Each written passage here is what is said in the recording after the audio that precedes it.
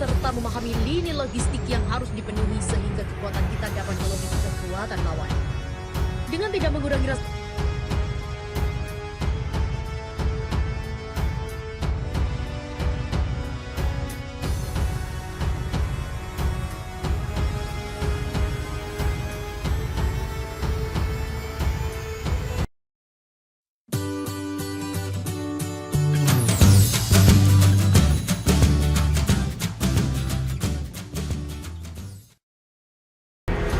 klaim mengatakan, saya adalah perwira senior intelijen militer Tiongkok dan saya tahu kebenaran tentang penyebaran virus corona. Claim said, I am a senior Chinese military intelligence officer and I know the truth about the coronavirus outbreak. Once we realized that the agent had escaped and would start to spread, we swiftly put all of Wuhan into lockdown. China kehilangan 21 juta pengguna ponsel selama wabah corona. Mati semua? Klaim mengatakan, saya adalah perwira senior intelijen militer Tiongkok dan saya tahu kebenaran tentang penyebaran virus corona. Izinkan saya mengawali postingan ini dengan mengatakan bahwa sama sekali tidak ada cara untuk memeriksa informasi berikut. Itulah sebabnya saya mempostingnya di kategori analisis di situs web ini. Namun, saya mempostingnya dalam upaya untuk mengetahui apa yang sebenarnya terjadi dengan seluruh wabah COVID-19 coronavirus dan mungkin mendapatkan beberapa jawaban di sepanjang jalan. Saya mendorong semua orang untuk berkomentar di bawah postingan ini di bagian komentar dan membagikan ini di media sosial. Pengetahuan adalah kekuatan. Ambillah untuk apa nilainya. Yang berikut ini diposting di Reddit oleh pengguna Wuhan Virus Throwaway. Saya adalah warga negara Cina di Wuhan yang menduduki posisi tinggi dalam intelijen militer. Saya juga anggota Partai Komunis Tiongkok.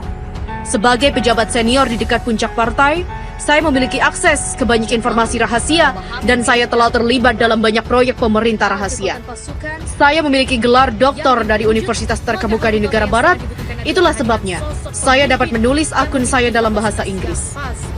Saya memiliki informasi yang saya percaya dapat menyebabkan penggulingan pemerintahan saya. Ini juga relevan bagi miliaran orang di luar Tiongkok yang semuanya sekarang dalam bahaya eksistensial. Tidak akan mengejutkan Anda mendengar bahwa jika identitas saya diungkapkan, hidup saya akan berada dalam bahaya besar. Seperti halnya istri dan anak saya meminta kepada Anda untuk menghormati fakta bahwa saya telah menghapus semua akun ini dari fakta yang membuatnya mudah untuk mengidentifikasi saya. Sekarang Anda akan terbiasa dengan wabah 2019 nCoV atau baru-baru ini juga dikenal sebagai NCP atau hanya coronavirus. Anda pasti pernah mendengar bahwa itu berasal dari Wuhan, sebuah kota industri di Cina, dan itu berasal dari binatang, kemungkinan besar kelelawar atau terenggiling, yang dijual di pasar hewan liar. Anda akan diberitahu bahwa itu adalah penyakit seperti influenza yang pada kasus-kasus parah dapat menyebabkan pneumonia, kegagalan pernafasan, dan kematian. Akhirnya, Anda mungkin pernah mendengar bahwa meskipun penyakit ini sangat menular, namun berbahaya hanya untuk orang tua atau mereka yang memiliki sistem kekebalan tubuh yang lemah. Tingkat kematian resmi sekitar 2% atau lebih. Semua itu adalah kumpulan kebohongan yang dibuat oleh negara Cina. Tahun lalu, protes anti pemerintah berskala besar meletus di Hong Kong. Komite Tetap Partai Komunis Tiongkok menganggap ini sebagai ancaman besar bagi integritas dan stabilitas Ibu Pertiwi. Pemerintah AS dan Uni Eropa sama-sama tahu bahwa Cina diam-diam bekerja membuat agen biologis yang akan membuat para pemrotes tunduk patuh. Tanpa merinci, saya mengerjakan proyek itu. Kami mencoba mengembangkan semacam semprotan yang dapat disebarkan dari helikopter atau drone dan yang akan menyebabkan keterbelakangan mental dan perubahan perilaku. Tentu saja, karena Hong Kong adalah salah satu kota paling terbuka dan internasional di dunia. Partai memutuskan bahwa terlalu beresiko untuk melepaskan agen biologis di Hong Kong tanpa terlebih dahulu mengujinya. Untuk itu, diperlukan sejumlah besar uji coba manusia. 2 kelompok diidentifikasi untuk uji coba ini. Pertama, kami mengumpulkan sejumlah besar yang disebut radikal Islam di Provinsi Xinjiang. Yang disebut radikal Islam di Provinsi Xinjiang dan membawa mereka ke apa yang kami sebut camp pelatihan. Kami sudah menggunakan camp-camp ini untuk eksperimen manusia selama beberapa tahun. Tetapi adanya protes Hong Kong berarti kami melipat gandakan upaya kami. Kami mengekspos para tahanan ke berbagai agen percobaan alfa. Karena ini tidak berbau dan tidak terlihat, subjek tidak menyadari bahwa mereka mengambil bagian dari uji coba medis. Tingkat kanker yang tinggi, demensia prematur, depresi bunuh diri dan kematian karena kegagalan organ dapat dengan mudah ditekan. Karena camp-camp tersebut terletak di bagian yang sangat jauh dari tanah air kita. Setelah percobaan awal menghasilkan agen beta, itu diangkut ke Provinsi Hubei, di mana ia ditempatkan di fasilitas pengujian militer khusus di luar kota Wuhan. Ini bahkan bukan rahasia yang dirahasiakan. Keberadaan fasilitas ini telah dilaporkan dalam berita internasional. Bahkan, fakta bahwa letaknya dekat dengan pasar hewan liar adalah fakta yang diketahui. Pada saat itu, presiden kita telah memperkenalkan sistem kredit sosial yang memungkinkan kita mengidentifikasi elemen-elemen yang tidak loyal, kontra-revolusioner dan borjuis dalam masyarakat kita. Dengan menggunakan skor kredit sosial yang diambil dari aktivitas online, perilaku belanja elektronik, dan laporan dari informan di masyarakat sipil, kami memilih beberapa pelanggar terburuk. Ini termasuk pengacara dan aktivis HAM, Kristen, homoseksual, artis, intelektual, orang-orang yang berbicara bahasa asing, dan yang tidak diinginkan lainnya. Setelah pembuat masalah ini dikumpulkan dan ditempatkan di fasilitas pengujian, kami mengekspos mereka ke agen yang biokimia di alam dan menyebar dalam aerosol yang tak terlihat, mirip dengan virus tertentu. Hasil awal menggembirakan karena kami melihat penurunan kognitif yang signifikan dan pengurangan fasilitas pemrosesan mental yang lebih tinggi. Pada dasarnya, orang-orang yang tidak diinginkan kita menjadi cacat mental ringan yang justru merupakan efek yang ingin kita hasilkan untuk memenangkan populasi yang gelisah di Hong Kong. Sayangnya, dengan cepat menjadi jelas bahwa agen juga memiliki efek lain. Sekitar 1 minggu setelah retardasi terjadi, subjek kami mengalami kecemasan besar dan serangan panik. Akhirnya mereka mengembangkan gejala yang mirip dengan skizofrenia paranoid. Pada saat itu, tubuh mereka memburuk dengan cepat. Mereka mengalami pendarahan internal yang hebat.